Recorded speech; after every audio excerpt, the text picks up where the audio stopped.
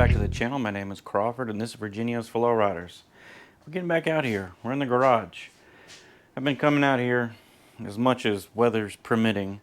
It has been terrible, as y'all know, because everybody says it here lately. It's been awful.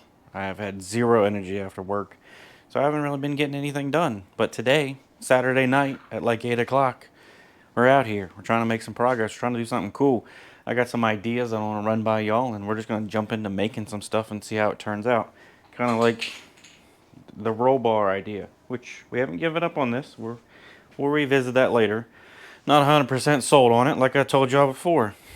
If it doesn't work out, I'll just cut it up and throw it in the trash. Doesn't really matter. Or I'll turn it into something else usable later on. To go along with that same mentality, I have another one of those ideas that I might waste a couple hours tonight attempting to make it work. I think it's a pretty cool idea because last week we went over how I usually put together my roadside assistance bags. One of the many problems that go along with the roadside assistance bags in a body drop single cab mini truck, you don't have any room. You don't have anywhere to put this stuff. I can fit it behind the seat. It's kind of cramped up. I plan on putting subs back there. We got to come up with something different. So I asked my buddy Sean. He's a OG mini trucker. He's had every issue of mini trucking that you can imagine. If he's ever seen the idea that I want to try to make today and tomorrow. And he told me no. But he thinks it'll be a cool idea if I can pull it off correctly, I guess. In all of this stuff, I'm going to add in some footage. I did work on the truck periodically the last couple weeks, in between before the show and after the show, and trying to get this thing to where you can hop in it, fire it up, and just drive it. Again, like most of the parts that I've purchased for this thing, for whatever reason, I keep getting the wrong parts, parts that are bad, parts that are just, they don't even fit the truck. So I ran into that again 2 weeks ago before the show, the night before the show. I'll add in the footage of that. There's a lot. But I go along with that, we're going to make some progress. We're going to do something cool. Like I said, we're going to, or at least I think it's cool. Maybe y'all let me know if y'all think this idea, by the time I get it pulled off, hopefully by the end of the day tomorrow, it just consists of some cutting and a whole lot of aluminum welding. I have some old toolboxes that were in the back of my dad's truck before it became my truck. I removed the ladder rack and the toolboxes because the way that they were mounted with the L bracket things and the ladder rack and all of it was just ruining the truck. It was slowly making the truck rust. Even though the toolboxes are made out of aluminum, the L brackets were rusting the bed out. The ladder rack was dripping rust onto the bed, and the way it was mounted was terrible. All brand name good stuff. Over the years of it being on there since 2005 or whatever it was, that stuff was slowly ruining the truck. So I've had that stuff sitting in the backyard, wondering what I'm going to do with it because it doesn't really feel right to sell it. And I want to use it in something else. So we're going to use it in something else. We're going to turn it into something cool. I'll add a couple pictures of what I'm talking about, of it being in the truck, so you get an idea of what this stuff used to be.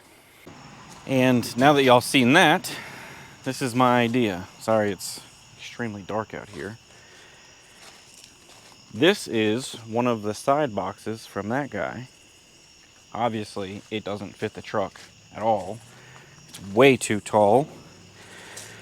It's meant to hang off the side of a full-size bed, so it has this weird L-shaped hook thing. It still has one of those L brackets that was rusting out the truck. My idea, if I can get this to work, I would like to take this and cut this off flat at the bottom to where it's a shallow mount under the bed rail, real opening box. I don't know if I'll be able to use the shocks. I'll probably have to cut that stuff off and make my own. But I have a key for this. It's a brand name box. It'll keep all my tools dry, and I think it'll look cool. I don't know about y'all, but it seemed like all of my uncles, my dad, everybody that I knew that was older than I was, early 90s. I mean, still today, you see aluminum toolboxes all the time, but as soon as them things came out in the 90s, everybody was all over it. And I feel like it fits the truck. Of course, weather guards a lot newer. It might not be the exact style of what should be in here, but I think it'll fit the truck. And if not, we'll take it back out and we'll just do something else. I think if I can pull this off and make it fit in there and section everything, and I do decide to use the little roll bar, I think all of those things will fit with each other, I guess. So that's what we're gonna do. We're gonna cut that thing up, see if we can make it fit the truck, and then we'll bounce around and try and do something else.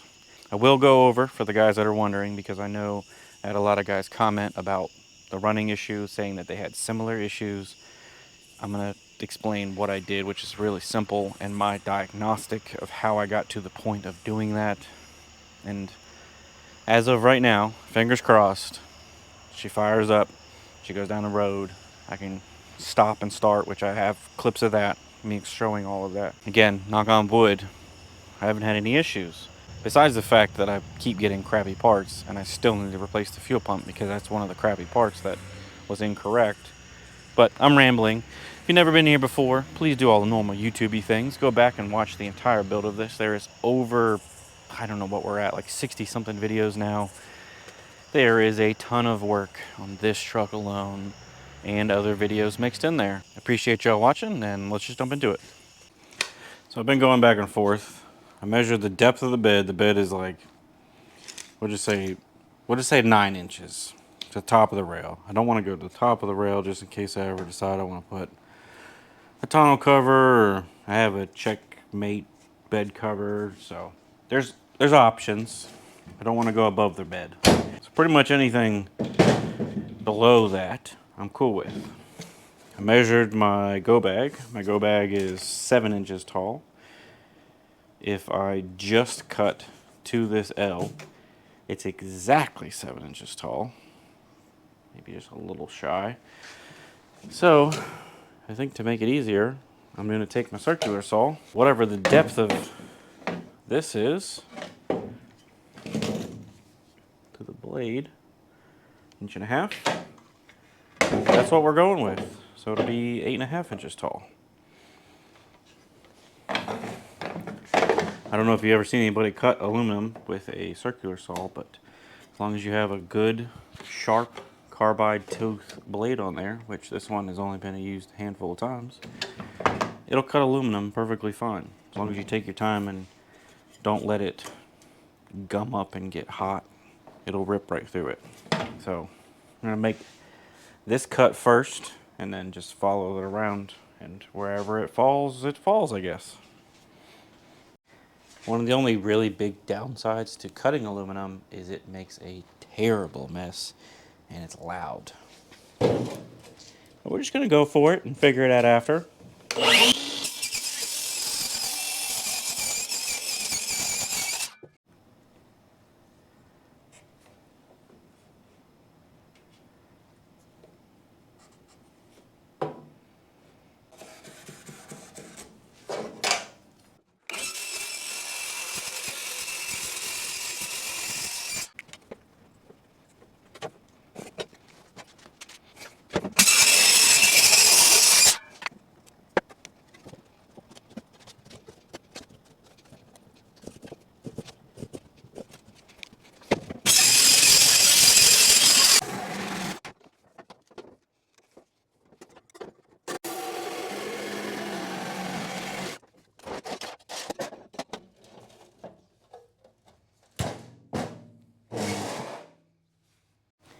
So I've discussed it before.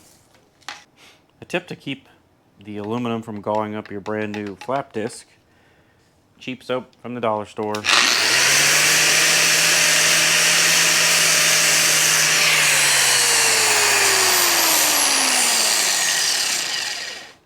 Just gum it up in there. It's better than the aluminum gumming in there. It still happens, but it helps relieve some of it.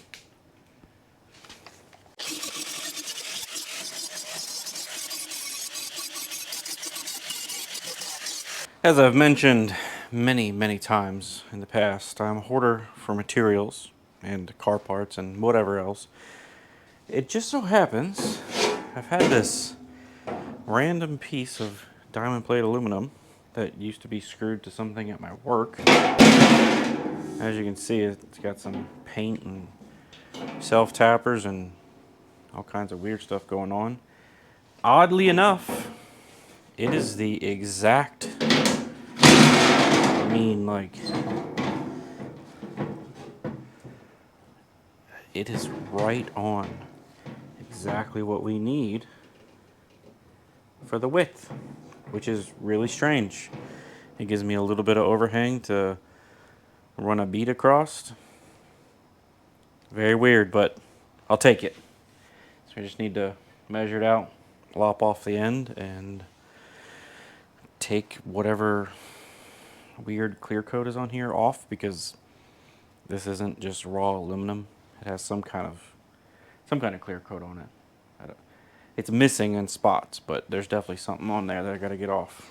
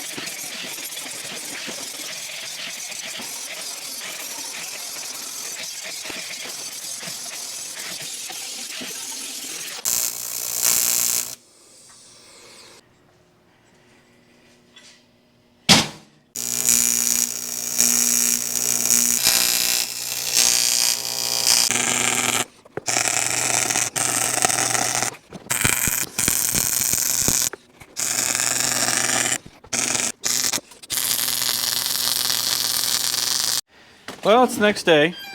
It is already like 3 o'clock because James and I got pupusas this morning, and it took all of the productivity away. But the toolbox is in the truck, and it fits very well in the truck. I gotta leave a little bit of a gap because of the way the lid opens. I'm cool with this gap, like I said, potentially maybe the roll bar or whatever, but if it went all the way open, it would be kind of weird with the fender well.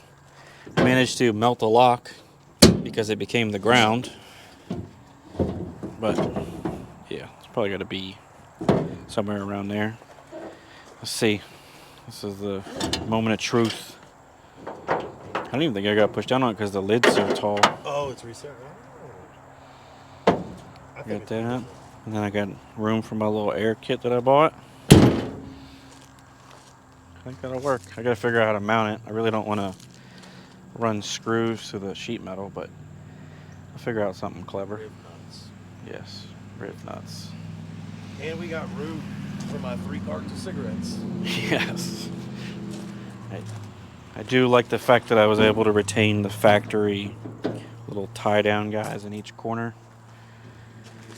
One thing I do need to add to footage of, and I'm going to explain a little bit more, is I didn't show this before the show or after the show, but the roll pan is actually sort of attached to the truck. The tailgate opens and shuts. So we did leave a little gap on the bottom, but it's really not noticeable, and it gives you a little bit of bed space rather than it sitting flush to the thing.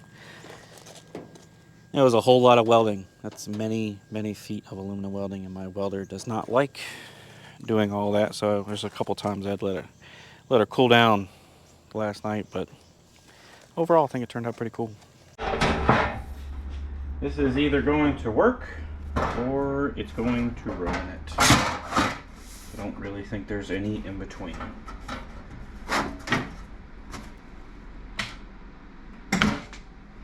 It's kind of hard to tell because what I marked with the Sharpie doesn't line up, but I'm gonna hope that this is the same shape all the way across, and we're just gonna go with it. So if I go off of my bend, who knows if that's right. I think this is right. I don't know. Like I said, we'll see. I'm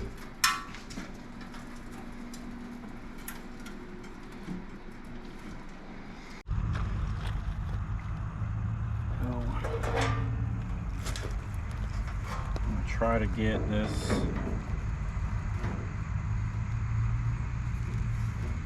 sort of lined up.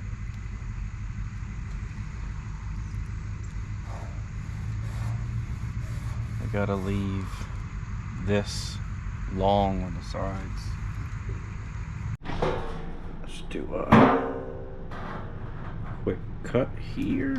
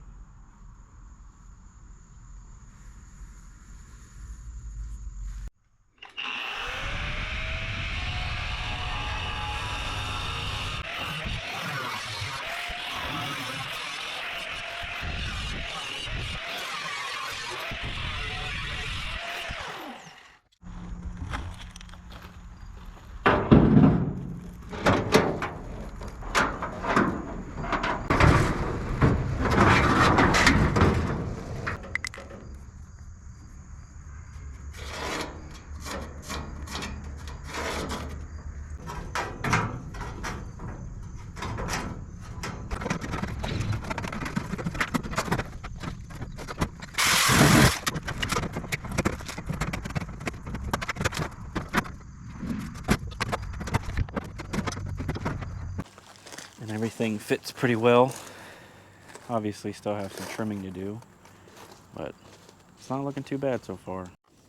So there was a couple people that said I should hide the hinges, and I debated on that and went back and forth and talked about it, which still can be done later on. But the hinges don't really bother me because it's kind of a Mazda thing. So the biggest thing that I didn't take into consideration when this is a factory Mazda cutout, this thing's actually recessed about a half an inch behind the tailgate. So I had to get creative with the way that fits, and it's actually going to be inset another, I don't know, probably 1/8 of an inch by the time you figure all of that stuff being flush. Maybe a 1/16. 1/8 is a little strong, but it does open and it doesn't make contact, and all of this stuff will be welded to the bed later on. It's just kind of sitting there now because it's still being mounted up. But overall, I think it's looking pretty good so far. James and I have been going back and forth trying to figure out the system. I've had a scar set up in my Lincoln, and it's been in there for like 3 or 4 years now, I think. And I've never had any problems out of it, so I think I'm just going to go with scar stuff because it's cheap. So I think we're going to do some pondering for the rest of the day. So we're going over exactly what we got. So I think these are like 3.5, whatever they may be. We have potential room for here, which I'm going to 3D print some grills, and I'll try and show you all next week for that, because I think I only have one that's good. One's in good shape. Yeah, that one's in good shape. Every other of the 8 ones that I've had from the junkyards and stuff, they just turn into brittle plastic garbage because they're 38 years old or whatever. Yeah, just break it for now. It has the same thing in here for speakers, I believe. I think they're the same size. So we have potential there. I have a head unit that we might make work again because it looks cool. It's kind of like retro. I've shown it in a video probably what feels like 100 years ago. I still need to find kick panels. There's a lot of little things, but we're going to try and get at least a head unit 100% figured out if we're going to run the one I already have. I'm going to order speakers for sure. We got to figure out an amp. We have a little bit of room, a little bit more room to work with than I originally thought because of the angle of the seat. But again, we have this weird spiderweb thing that I came up with, as James is displaying over there. So we have this channel, potentially some of this to work with. We got a lot of things to figure out here, and a lot of ordering and more money, but I need to hit a junkyard or hit more junkyards more often and try to find interior pieces. I'm at the point where I'm just gonna have to buy whatever colors I can get and paint them instead of trying to find gray ones because it's not working out. And I don't want to cut my door panels. We're not even going to entertain that as an idea. James and I were talking, I might be able to make out of either 3D print or sheet metal some tweeters here because this actually doesn't hit the dash. There's actually some room here. If I can make that look good, we might do that. And have potentially 6 speakers. Yeah, but another thing, what's cool with this, like 3.5 or 4 inch speakers with dash and back there, is if you do 6.5 inch subwoofers, and we go with the mini sound system, because all the speakers are small. Like keep it all. Yeah, I have a 6.5 inch sub in my Silverado, which I don't think I've ever talked about that truck really, but it's potential. 6.5 inch subs, 8 inch subs, something. They slap. Yeah, they actually sound really good. I have something going on with the ground in that truck, but it sounds terrible right now because all it does is whine. It's actually unplugged, but when it's working correctly and I don't have that issue, it's actually pretty loud for being basically a miniature system. So to go along with all that, it's got a whole lot of ordering and figuring out to do. Ignore all the trash in the bed of my truck, but this is what I was going for with the toolbox. This thing actually isn't bolted in right now, but relatively flesh mount. There's actually one of those in that truck also. And I'll show you the little sub. I have a Scar 6.5 inch sub in here with the little mini tar amp and the Scar 350 watt amp in here. There's a pretty good chance that this stuff is going to go in the Mazda because I have something again going on with this truck and I have a grounding issue. Either that head unit is just taking a crap that I need to figure out also. I know this is going to be kind of jumbled up, but I'm going to add in the footage, me basically going from stop to stop just to see how the truck reacted so y'all can see what I went through. And then we'll get back to me rambling. Well, this is the fuel pump that came out of it just now. And looking at them online, I'm spilling fuel all over my hand. They all look like this. Everyone online looks just like this. Has the same arm, the same outlets. And of course, if I didn't have bad luck, I wouldn't have any luck at all. This is completely different. Like, it rides on the cam, or the back of the cam, or whatever it is on the back of the head. And there's no way. It's completely different. The ports aren't even in the right spot. Like, they're pointing in the completely opposite direction of where I need them to be. So we're not doing the fuel pump. We're gonna assume that that's perfectly fine, and we're gonna move on. We'll at least put a filter and a check valve in it and cross our fingers tomorrow. So far, when it acts up, if I just let it idle for 30 seconds, it clears up. So maybe we'll be idling for 30 seconds to let it clear up tomorrow. I'm not sure. It's pretty sweet. At least I'll mess with the choke and then we'll just keep on moving on. We gotta change the oil. We got some significantly better oil than what I put in there initially because the truck does not like that oil. And we're gonna put these gaskets back on there because I don't know where my gasket kit is, in hopes that they don't leak. Maybe I can steal those out of the new parts box. I don't know. We're starting off too good here. Before we get to work, taking the truck on a couple errands, see how it does. First stop was the CarQuest to return the fuel pump that didn't work. So now let's see where else we can go. Maybe we'll get some lunch and hit the old Hobo Freight or something. So this should be the test if the check valve is working correctly. I'm gonna say the check valve works correctly because we fired right up with no issues. So that's pretty awesome.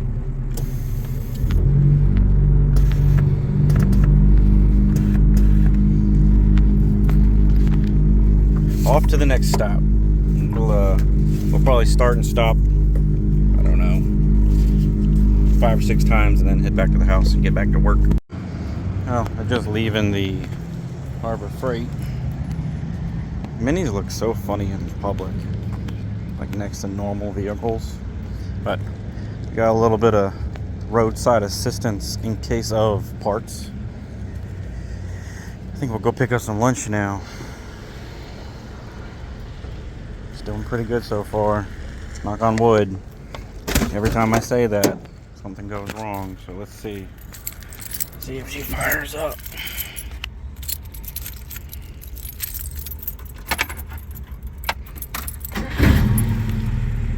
Well, no issues there.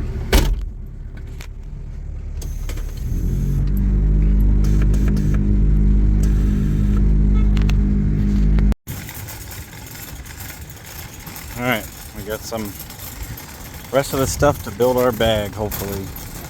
The only thing I couldn't find was sockets. I'd say this is probably the true test, considering I was in the Walmart for probably 20 minutes. Cranked that a little long. Yeah, we're good.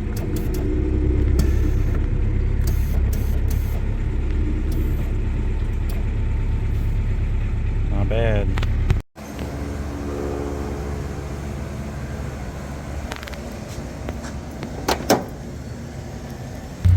Guy in the S10 looked very confused at the truck.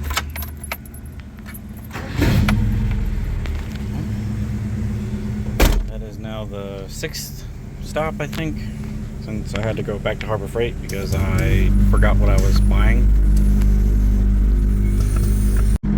I did find something that we do have to fix. So I don't know exactly how, other than buying a new sending unit, but I stopped and got gas because the gas gauge said that I didn't have any gas. And I put 7 gallons in it. And it was spitting out of the filler neck. And I was confused. And I thought I was just having a filler neck issue. It turns out the truck was actually full. So, empty tank is technically half a tank, I guess? Or a little less than half? That's weird, I don't know. I had to figure that out. So the night before the show, I was out here till about 2 o'clock in the morning or 1 o'clock in the morning, whatever it was. I bought a new fuel pump. I bought new filters, check valves, all of these things to try to make this work. Turns out the fuel pump was wrong, as you'll see in the footage. And it was extremely frustrating, so I put it all back together, but I added 2 filters. Put a filter on the inlet and a filter on the return, and the reason I did that is to actually keep track of what the pump was doing, because if that line is solid, you have no idea if you're actually flowing through the system. So what it showed us was, as we were getting drinks at the show, or drinks before the show, it showed us that the system basically drained completely back to the tank, and we had no fuel, and we were stuck in a parking lot. So we went into the parts store and bought hose pinch pliers and crimped the line while we were at the show, basically creating a check valve, and the truck fired right back up whenever we left. So now it has this little tiny check valve in line. You can actually see there's gas in the filter right now. This is kind of a temporary solution. I'm pretty sure that pump is taking a crap, and I still need to find one. Like I was telling James, I really didn't want to buy a pump and just order a single pump off of Rock Auto. I'm trying to get a parts list together because shipping and trying to save some money. So I'm trying to order a pump this week. I think we're going to go over and try and figure out exactly what speakers to order today, and I'm going to try and order speakers, potentially an amp. There's a lot to go Boom, go boom. through. Yes, boom boom. Needs boom, boom. We're going to go over all that stuff and try to make it to where next week's video is a little bit more interesting, but we didn't get a whole lot of progress done this weekend. But again, all of those other things throughout this have been for the last 2 weeks of trying to do stuff while it's 100 and some odd degrees. Luckily today it's only 85 degrees with 85% humidity. It's terrible. We just walked out of the garage and I'm already dripping sweat. This is Florida weather. Yeah, it's terrible Floridian Virginia weather. Yeah, if I wanted Florida weather, I'd move to Florida. Yeah, it's like we're trading places or something. But I think it's gonna do it for this week. I appreciate y'all watching, and I will see you next Sunday.